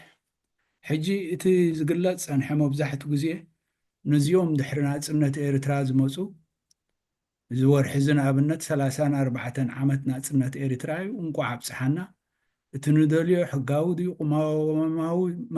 መንግስቲ ከዓ ክቀውም እዩ ሓደ መዓልቲ ሕጂ እንታይ ዝብል ነቲ መፅናዕቲ ክትገብሩ ከለኹም ዲሞግራፊ ዝበሃል ነገር ኣሎ ንኣብነት ካናዳ ወላ በዓል ዓዲ እንግሊዝ 5 ዓመት ሴንሰስ የካይድ ሴንሰስ ክበሃል ከሎ ብሓደ ቦታ ክንደይ ቆልዑ ኣለዎ ክንደይ ዓበይቲ ኣለዎ ንሆስፒታል ክንደይ ክስራሕ ኣለዎ ቤት ትምህርቲ ክንደይ ክስራሕ ኣለዎ ነዚታት መፅናዕቲ ምግባር ሕጂ ብሓርፋፍ ካብቲ መፅናዕትታት ናይ ዩኤን ድዩ ወርልድ ኦርጋናይዜሽን ዝወፅእ ኤርትራዊ ኣብ 115 ሃገራት ኣሎ እቲ ዝቐረበ ዘሎ ብሱዳን እዩ 800,000 ድሓር ስዑድያ መፅእ ድሓር ኤሮጳ መፅእ እዚ ኣብ ኖርዝ ኣሜሪካ ሕጂ ኣብ ናትና ክንመፅእ ዓዲ እንግሊዝ ኣለኹም ኣነ ካናዳ ኣለኹም ሕልፍ ኢሉ ኣነ መፅናዕትታት ዝተሳተፍክዎ ነይረ ብዛዕባ ኤርትራውያን ኣብ ዝኾነ ከተማ መፅናዕቲ ክትገብር ሽግር ኣሎ ንምንታይ ሳምፕል ንክትወስድ መጀመርያ ትሕቶ ዝመፅእ አንፎርቹኔትሊ ተቃዋማይ ድዩ ደጋፋይ ድዩ ወዲ ዓዲ ከለ ድዩ ዚታት ይመፅእ ሕጂ እቲ ዲሞግራፊና ኤርትራውያን ዓበይቲ ኣለና እዚኦም ቅድሚ ነፃነት ዝመፃና ብውስጥ ደቂ ተባዕትዮ ደቂ ኣንስትዮ እቶም ካልኣይ ጉጅለ ሕጂ ንዛረበሎም ብዙሕ እዚኦም ድሕሪ ናፅነት ኤርትራ ዝወፅኦም ግን ንርስዖ ዘለና ኸ ኣብዚ ዝተወልዱ እዚኦም ሰከንድ ጀነሬሽን መብዛሕትኦም ኣብ ዩኒቨርሲቲ ኣለዎ ሕጂ ኣነ ዝክር ክምሃር ከለኹ ማስተርስ ዲግሪ ክገብር ኣብቲ ዩኒቨርሲቲ ኤሪትራያን ስቱደንት ኣሶሲዬሽን ነይሩና ምስቶም ሶማል ኣሕዋትና ኢትዮጵያውያን እውን ብሓባር ንሰርሓሉ ግዜ ነይሩ ሕጂ እቲ መንእሰይ ብፍላይ እቲ ፖስት ግራድዌት ዝገብር ሶሲዮሎጂ ዘፅንዕ ዘሎ ሶሻል ወርክ ድዩ ሳይኮሎጂ ነዚኣቶም እውን ኣብቲ ክስታዮም ቲስስ ትገብርዎ ብፍላይ ብኤርትራ ድዩ ኢትዮጵያ ክኸውን ከሎ እዚኦም እውን ኣብቲ መፅናዕቲ ክሕግዙኹም ይኽእሉ እዮም ካልኣይ መእከቢ ኮይኑ ዘሎ እቲ ኣብያተ ክርስቲያናት እዩ እዚ ናይ ኦርቶዶክስ ንበሎ ከመይ እዩ እንታይ እቲ ሽግር ሕጂ ብኡ ይንኣቱን ኣስላም ኣሕዋትና ከዓ ናቶም ማሕበራት ኣለዎም ኣብዚ ዝገበርኩሞ ዝክርያን ምስ ገበርኩውን ክልተ ተቐማጦ ሎንዶን ክልተ ሳይኪያትሪስት መፂኦም ትምህርቲ ሂቦም እዮም ሕጂ እንታይ እየ ዝብል ዘለኹ ምስቶም ጎረባብቲ ሃገራት ሰላም ምግባር ፅቡቅ እዩ ኣነ ብዘለኹ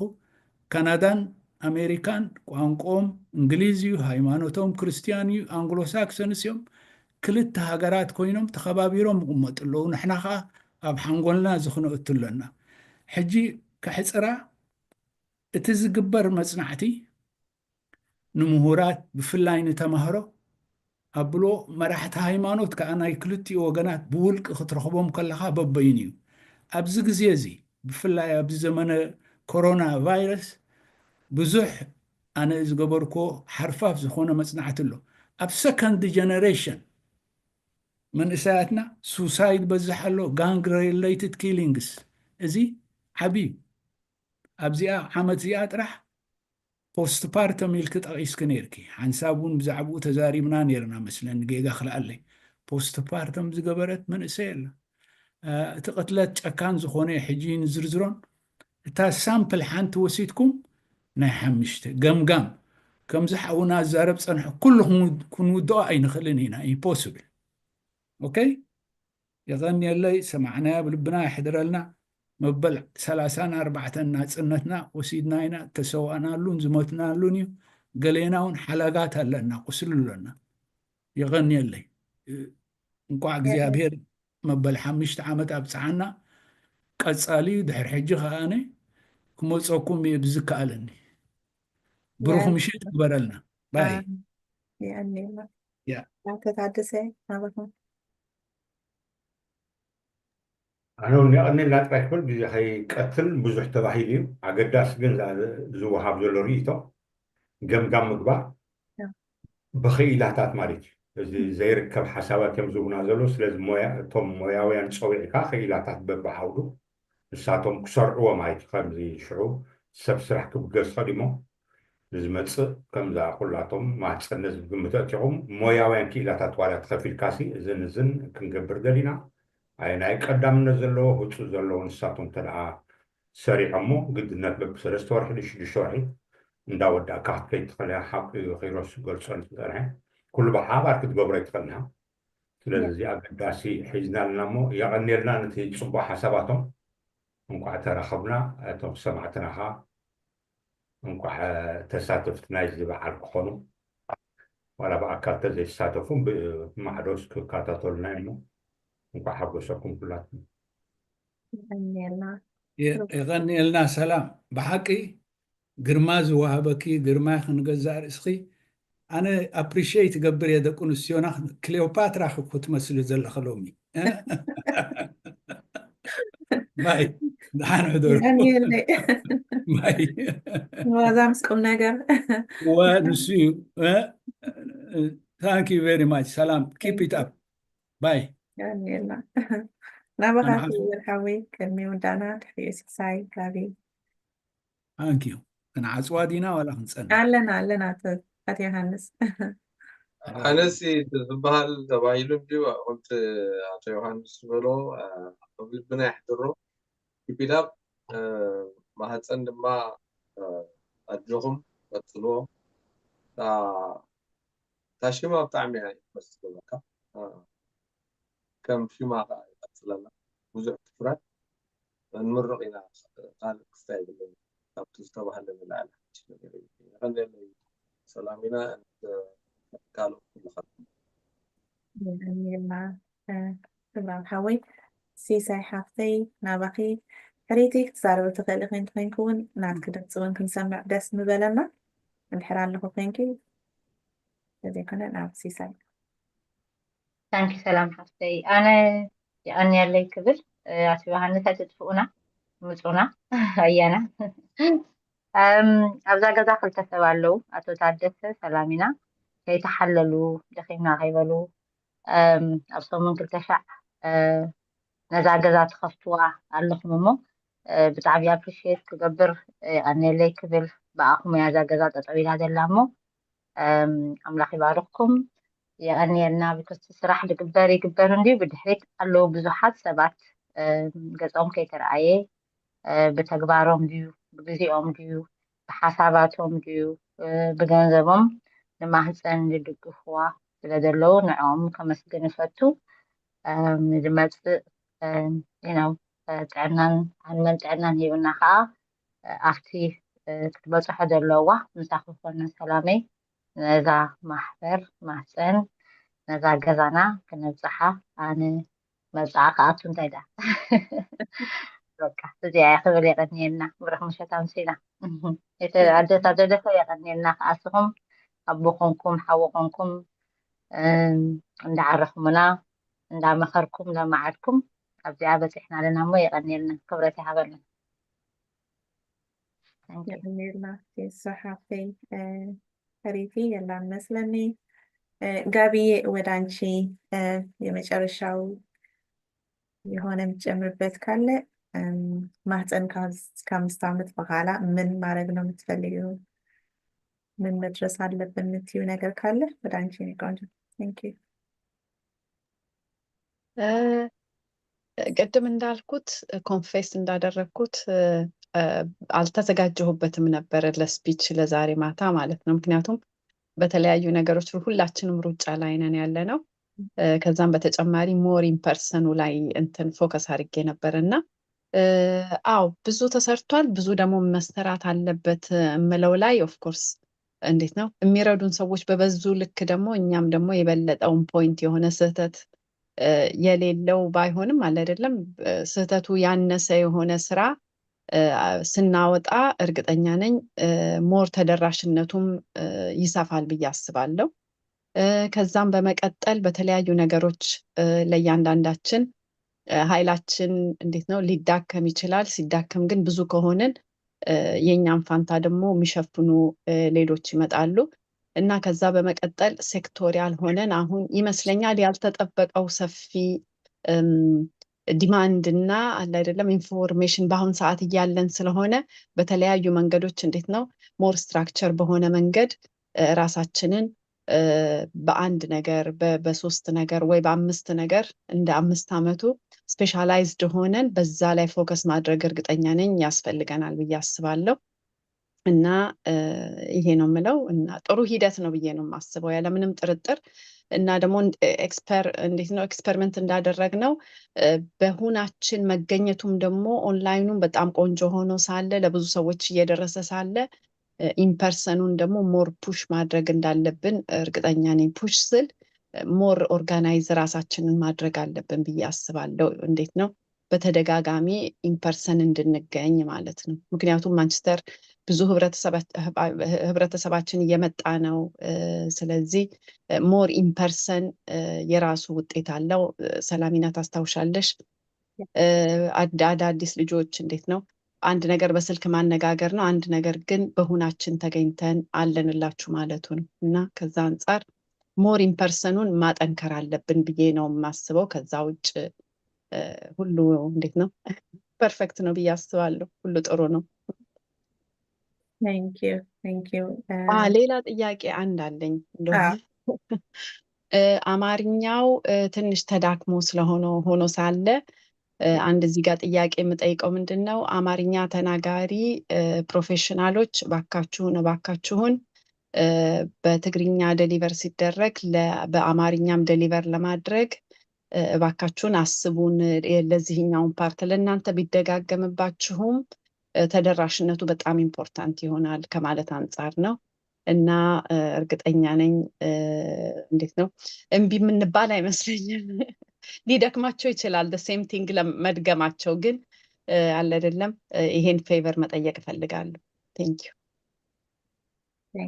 በጣም ነው ማመሰግነው። ፌቨርሽ ተሰምቷል። እንግዲህ የኔን ቻነል ላይ አማርኛ እና በትግርኛ ነው የማደርገው። አንዷን በአማርኛ አንዷን በትግርኛ እዛው እንዳለ ተርጉሜ ነው የማደርጋት ስለ አንድ አርዕስት ካወራው ኦኬ እና ናይ አለን ማለት ነው። እሰይ ይሁንልን በአንድ አፍ እንግዲያውስ። አው ያው አማርኛ የሚናገሩ አይ ቲንክ እንዳበዛሕኩም ይኹም መፂኹም ዘለኹም ሞ ኣብ ዝተፈላለየ መደባት ክነቅርቦ ኢና ብትግርኛ ይገርባሻል አይደለ ጋብዬ? በትግርኛ አዎ ብዬ ብዬ ነው እንደዚህ ቀስ ብለሽ ካልሽ ዋው ኣነ መወዳእታ ችግር ክብሎ የለም። እንድሕር ኣሎ ኮይኑ መምስጋን እዩ ኣመስጊነ ከም እሲ ዝቐለለይ ንዓይ ምክንያቱ ሓደ ሰብ ዝሰርሖ ሓደ ሰብ ምናልባት ክሓስብ ይኸውን ግን እቲ ሓሳብ ተቐቢሉ ኣብዚ ደረጃ ክበፅሕ ዝገበርኩሞ ናይ ማህፀን ስራሓት እኩብ ድምር ናይ ኩልኩም ስለ ዝኾነ እዩ። ስለዚ ከመስግን እየ ዝደሊ ንዝመፅእ ዘሎ 5 ዓመት ከዓ ኣብ ካልእ ክንበፅሕ ከም ንኽእል ምክንያቱ እተን 5 ዓመት እየ ንዝኾነ ዋላ ንቆልዓ ክዓቢ እንድሕር ኮይኑሲ ኣብተን 5 ዓመት ዘሎ እቲ ምዕባይ ቆልዓ ዝከብድ። ስለዚ ኣብዘን 5 ዓመት ዝተፈላለየ ብድሆታት ይሕሊፍና ኢና። ኣብቲ ብድሆታት ከዓ ብዙሕ ነገር ኢና ተማሂርና። ልክዕ ከም ሓደ ካራ ክበልሕ እንድሕር ኮይኑስ ብዝተፈላለየ ነገር ክህረም ኣለዎ ክበልሕ እንድሕር ኮይኑ፣ ስለዚ በሊሕና ኢና ተማሂርና ኢና። ብሕጂ እንገብሮ ነገር ከዓ ብዙሕ ነገር ክንገብር ከም ንኽእል ኣብዚ ዝሓለፈ ዓመት እንድሕር ሪአ ኮይኑ ከዓ ብፍላይ ከዓ ኣብ ናይ ሓደሽቲ ድመፁ መንእሰያት ኣሕዋትና ማህፀን ኣበርኪታ እያ ማሕበረኩም ምህላውስ ክተስምዕ ከም ትኽእል ሓቢርካ እንድሕር ደኣ ሪኦም ምኻውን እቲ ተሰምዕነት ከም ዘለካ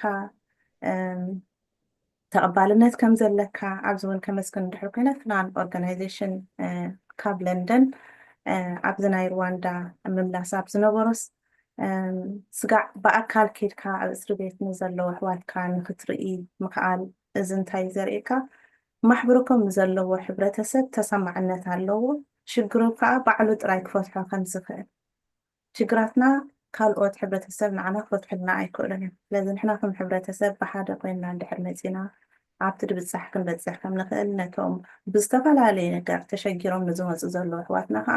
ክንሕግዞም ከም ንኽእል ኣብዚ ተወሊዶም ንዘለዉ ደቀና ከዓ ኣደ ስለ ዝኾንኩ ማለት እዩ ባህሎም ቋንቋኦም እቲ ክብርታት ክፈልጥዎን ክርድኦን እንድሕር ኮይኑ ከዓ ምስቲ ሕብረተሰቦም ተዋሃሂዶም ዓብዩ ከለዉ እዮም ሞ ኣነ እታ ምሕፅንታ ኩሉ ግዜ ዝህባ ብሓደ ኮይና ንስራሕ። ምክንያቱ ቅድሚ ኩሉ ነገር ዝመፅእ ቅድሚ ፖለቲካ ቅድሚ ሃይማኖት ቅድሚ ዓሌትነት ሰብኣውነት እዩ። ማህፀን ከዓ ከምቲ ሽማ ኩላህና ብማህፀን ኢና መፂና እሞ ቅድሚ ዝኾነ ነገር እቲ ሰብኣውነት ኢና ክርኢ ዘለና። ምክንያቱ ኣብ ስደት እንድሕር መፂኻ እቲ መባእታዊ ዝኾነ ንዓኻ ብድሆ ደሸክረካ ነገር ደኣ ክትርኢ ዘለካ እቲ ንዓኻ ከቃርበካ ዝኽእል እምበር ዝፈላለየና ክንርኢ የብልና። ካብ ሓደ ማህፀን ዝወፀ ከማንሲ ብዙሕ ነገር ዝፈላለየ ነገር ኣሎ። ስለዚ ኣብዚ ዝሓለፈ ከዓ ኤርትራውያን፣ ኢትዮጵያውያን፣ ሶማላውያን፣ ሱዳናውያን ብሓደ ኮይና ምስራሕና ራእይ ናይ ማህፀን እስራሕ ከም ዘሎ ካብዚ ን5 ዓመት ከዓ እቲ ናህና ንብሎ ንምነዮ ዝኾነ ሰንተር ጌርና ደቂ ኣንስትዮና ውሕስነት ዝረኽባሉ መንእሰያትና መፂኦም ብቋንቋኦም ናይ ስነኣእምሮዊ ጥዕና ሽግራታቶም ክፍትሓሉ ዝኽእል ደቅና ቋንቋኦም ክመሃርሉ ንክህልወና እዚ ሕልሚ እዚ ከዓ ክንበፅሖ ምዃንና እዮ እሞ ዝረኣየኒ ዘሎ። ምስጋና ወሰን የብሉን። ኣቶ ታደሰ ዮሃንስ ሲሳይ ሓፍተይ ንዓኺ ኣደ ኩሉ ኢኺ ምስ ናይ ስደተኛታት ዝሓለፈ 20 ገለን ዓመት ሰሪሕኺ ኣብ ማህፀን እተበርክትዮ ዘለኺ ኣበርክቶ ከዓ ኣድኖ ተዛሪበ ኣይውድኦኒ ግን ብልቢ ለመስግን ሕሪቲ ኮታስ ኩልኩም ኣባላት ማህፀን ኣብዚ ተዓዲኩም መፂኹም ንሕብረተሰብኩም ካብቲ ዘለኩም ግዜ ደኺምና ካይበልኩም እትህብዎ ትምህርቲ እትህብዎ ክብሪ ንሕብረተሰብኩም እሞ ከዓ ንቕድሚት እንኸይድ እሞ ብድሕሪት ኮይኖም ንትሰርሑ ኣሕዋት ኣድያም ኮታስ ኩልኩም ምስጋና ጥራይ ክህብ ዝደሊ እሞ ይቐኒየልና ዝመፅእ ዘሎ 5 ዓመት ከዓ 10 ዓመት 20 ዓመት ከዓ ሌጋሲ ክንገድፍ እዩ እቲ ረኣን ሕልምን እሞ ደቅና ከዓ ነዚ ሒዝናዮ ዘለና ሒዞም ኣብ ካልእ ከዓ ከብፅሕዎ ከምቲ ኣቶ ዮሃንስ እውን ካብ መጀመርታ ጆይን ኣብ ዝገበርኩም እታ ማህፀን ትብል መምርሕን ፕሪንስፕልን ከዓ ኣብ ዝተፈላለየ ሃገራት ከምዚ ዓይነት ክኸውን ማሕበረ ካማት ክንበዝሕ ሕልምናን ራእይናን እሞ የቐኒለየ ክብል ዝደሊ ቅድሚ ምውዳእና ግን ኣቶ ዮሃንስ መፅሓፍ ናይ መባእታዊ ሰላምራዊ ጥዕና ኣላቶም ኣብ ዝመፅእ ዘሎ መደብ ክንገብር ኢና ንሕጂ ግን ድሓን ሸር ክገብራ እሞ እንታይ ትሕዝቶታት ከም ዘለዋ ብሕፅር ዝበለ እንድሕር ገሊፅኩምልና ኣቶ ዮሃንስ መዓስ ኢና ከዓ እቲ መደብ ክነካይዶ ንሕብረተሰብና ምእንቲ ተዳልዮም ክፀንሑ ናባኹም ኣቶ ዮሃንስ እቲ መደብ ንስኺ ክትሰርዕዮ አማርኛ መናገርም እኔ ደስ ይለኛል። የእኔ ቋንቋ ትግሬኛ ብሌን ነው። ትግሬ የሚባል ቋንቋ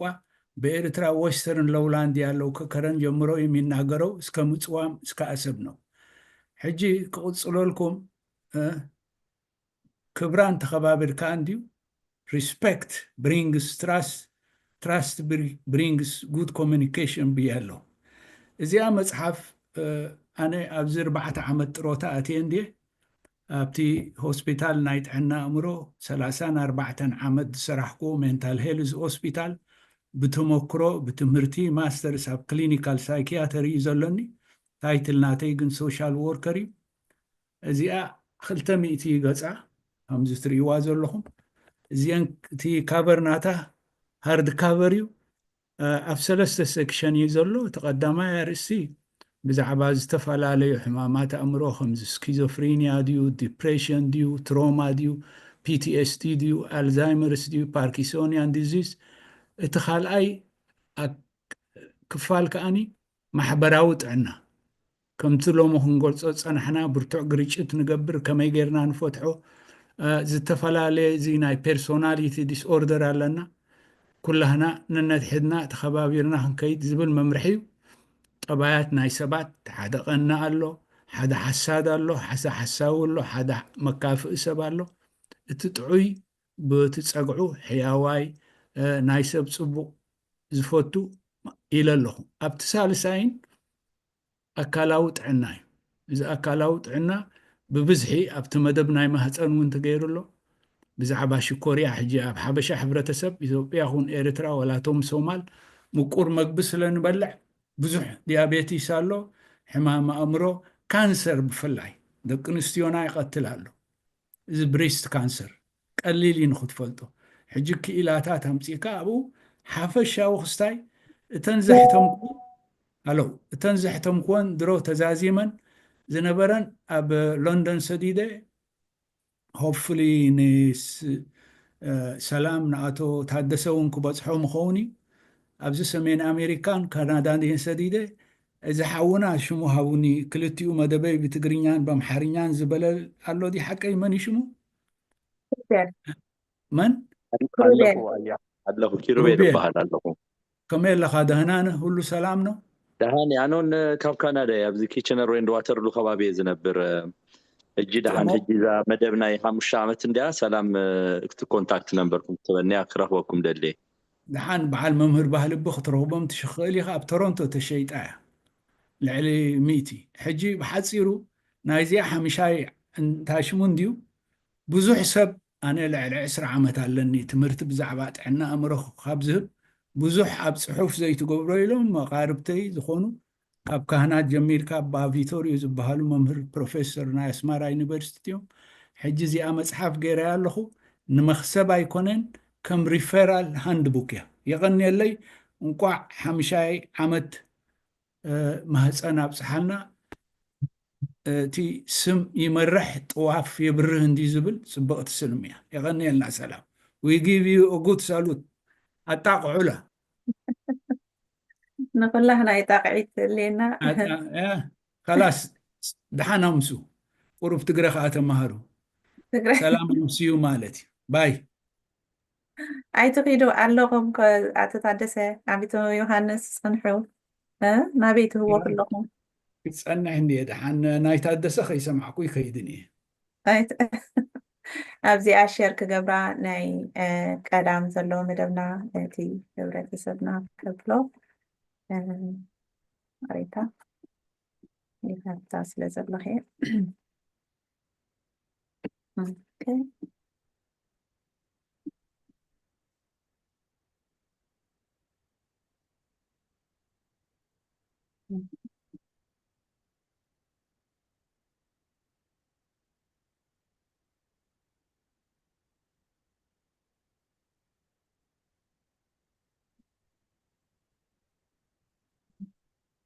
يلا مستني يا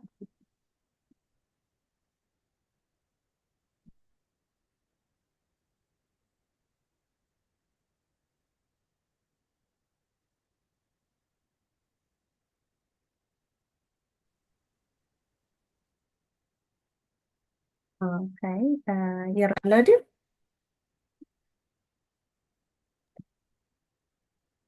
share gerir ورالو نمعكلا اوكي ምናልባት ኣናውንስመንት ክብ ስለ ዝደለኺ ክቡራት ተዓዘብትና ብፍላይ ከዓ ኣብ ከባቢ ማንቸስተር ንዘለኹም ካብኡ ወፃውን ንዘለኹም ናይ ማህፀን ናይ 5 ዓመትና ንዕለት 31 ጉንበት ካብ ሰዓት 2 ክሳብ ሰዓት 8 ጀሚሩ ኣብ ሰንት ጀምስ ቸርች ነኽብር ስለ ዘለና ንኩልኩም ከንዕድመኩም ንደሊ ኣብዚ መደብ እዚ ከዓ ዝተፈላለየ መደባት ክህልወና እዩ ብፍላይ ከዓ ኣብ ደቅና ቆልበት ደቅና ዝገብርዎ ምርኢት ክህልው እዩ ከምኡውን ኣብ ዝሓለፈ 5 ዓመት ናይ ማህፀን ዝገበርናዮ ስራሕን ገምጋም ንገብረሉን ከምኡውን ዕዱማትና ኣቶ ታደሰ ካብ ፖላንድ ካብ ለንደን ካብ ካልኦት ከተማት ናይ ዓዲ እንግሊዝ ዘለው ዝመፁ ኣሕዋት እውን ስለ ዘለው ናብዚ በዓል እዚ ምሳና ሓቢርኩም ክትውዕሉ ናይ ክቡር ዕዱማትና ክትኮኑ ንደለየኩም ቅድሚ ወዳይ እዚኣ ክብል ስለ ዝደለኸ ሕጂ እውን ደጊመ ደጋጊመ የቀኒየለይ የቀኒየልና ነቶም ኩሎም ንማህፀን ብሓሳብ ብጊዜኩም ብገንዘብኩም ብዝተፈላለየ ነዚ ዝሓለፈ 5 ዓመት ዝሓገዝኩምና ብልቢ ክነመስግን ንደሊ ንመፅእ ዘሎ 5 ዓመት ከዓ ካብዚ ዝዓበየ ስራሕ ንክንሰርሕ ደገፍኩምን ሓገዝኩምን ኣይፈለየና ክብል ይደሊ ዝመፅእ ዘሎ ሓሙስ ጋዕ ናይ ማህፀን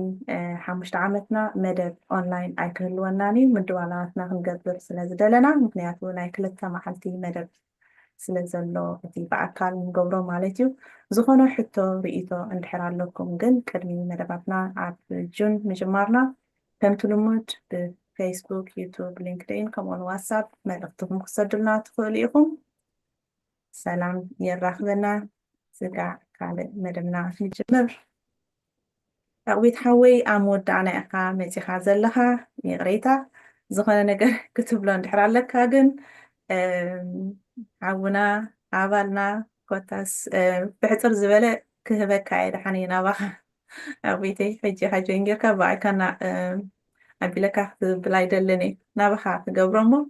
መደብና ብኣኻ ክንዓፅው ኢና ደንጊኻ እያ ይቕረታ ንሓን ወኪል ሰይድ ኣቶ ዮሃንስ ከምኡውን ኣቶ ታደሰ ወከልትና ዓበይቲ ስለ ዘሕለፍና ፀገም ኣይኮነን ብጣዕሚ ፅቡቅ መደብ ኣብ ደገ ስለ ዝፀናሕኹ ብዩቱብ ክከታተል ፀኒሐ ፅቡቅ ትምህርቲ ተማሂርና ማለት እዩ ኣብ መጨረሻ ብፍላይ ኣብ ዓዲ እንግሊዝ ዘለኹም ኣብዚ ውራይ ኣብዚ ፅምብል ኣብዚ ናይ ሕውነት ክትውዕሉ ኣነ እውን ዕድመኩም ማለት እዩ ስለዚ ሰላምን ከምኡውን ማፀን ብዓብዩ ከዓ ዕበዩ ቀፃሊ ማለት እዩ ኣይትሕመቑ ቴንኪዩ ተኣኽለኒያ ማለት እዩ ሰላም ኢኖ ቴንኪዩ يعني لنا أبي تحاونا